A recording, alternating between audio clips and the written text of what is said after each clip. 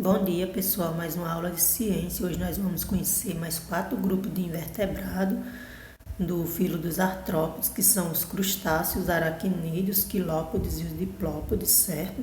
Esse conteúdo está presente no capítulo 5 do livro didático de vocês. Vamos conhecer primeiramente os crustáceos. Bom, os crustáceos em geral são aquáticos, inclui camarão, siri, caranguejo, lagosta e craca, certo? Algumas espécies são terrestres, como o tatuzinho de jardim.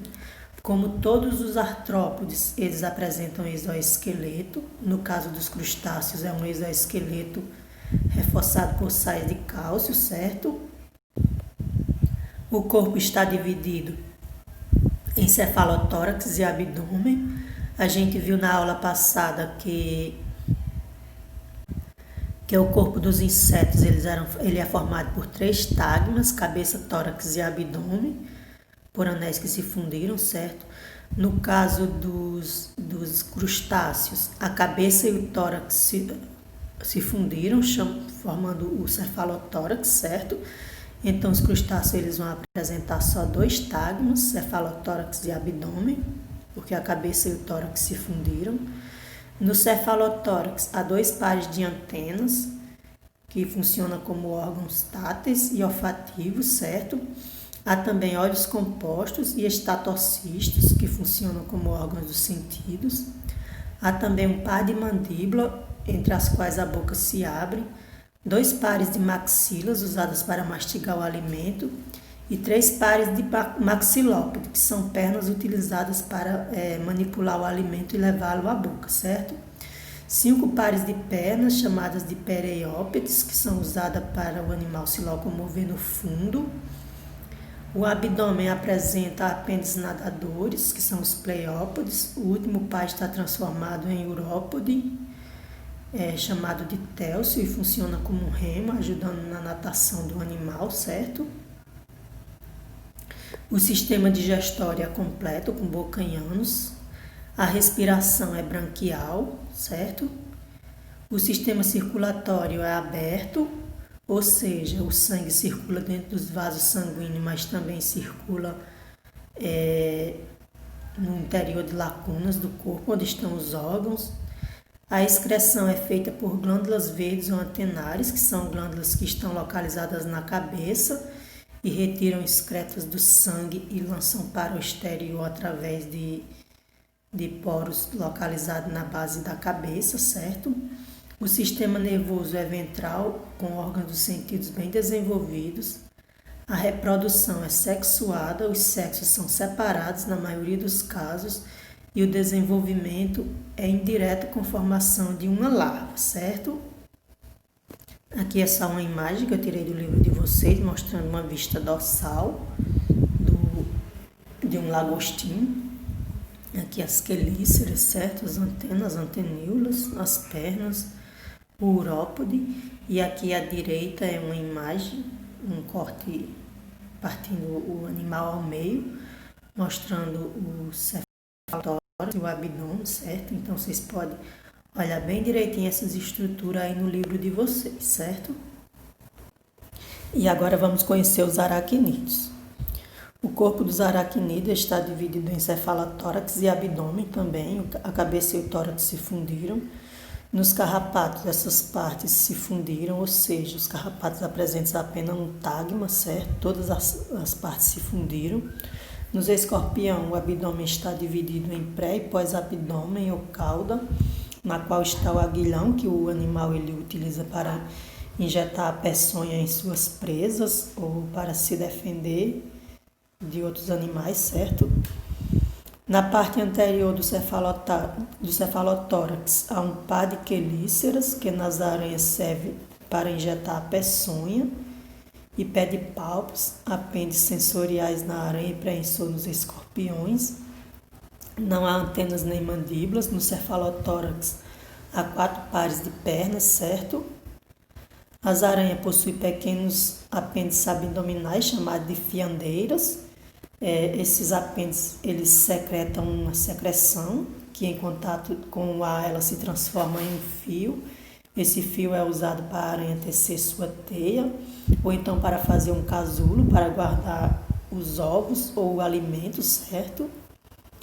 Nas aranhas e escorpiões, a digestão é extracorpórea, ou seja, o animal ele injeta enzimas digestivas na sua presa. Essas enzimas elas digerem os tecidos da presa e o animal suga os nutrientes já digeridos, certo?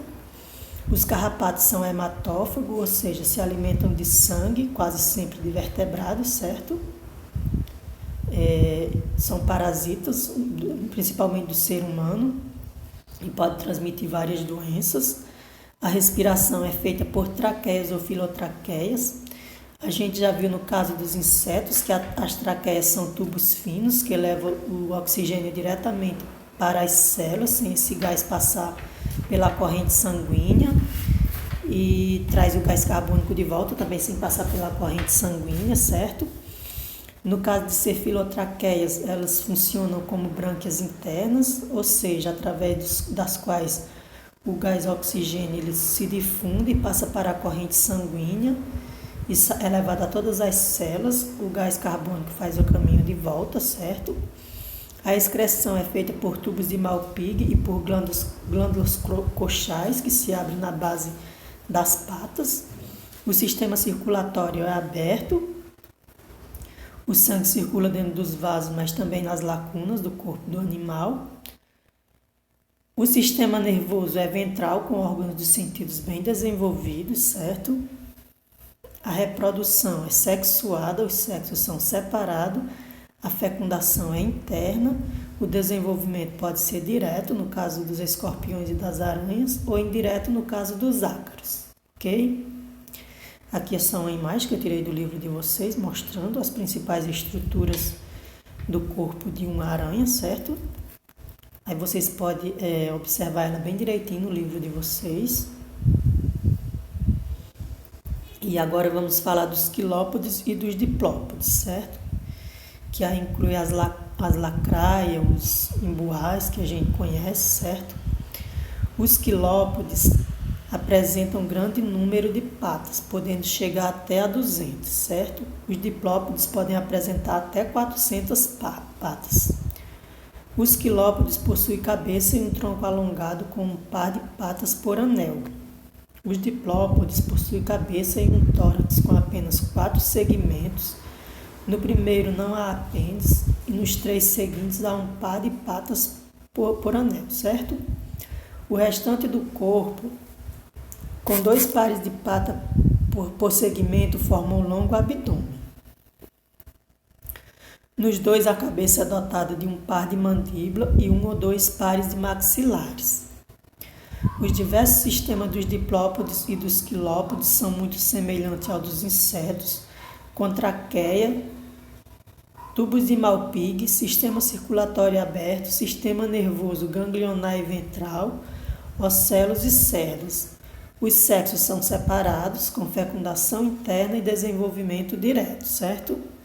Aqui é só uma foto mostrando os quilópodes, diplópodes. Então aqui nós temos a centopeia, certo? Nós temos o piolho de cobra, que aqui nós chamamos de embuá. E nós temos a lacraia, certo? Essa imagem também está no livro de vocês. E aqui as orientações que eu sempre coloco. Código da turma, as páginas do livro que vocês vão ter que ler, o horário que tem que entregar, certo? E as questões que vocês vão ter que responder.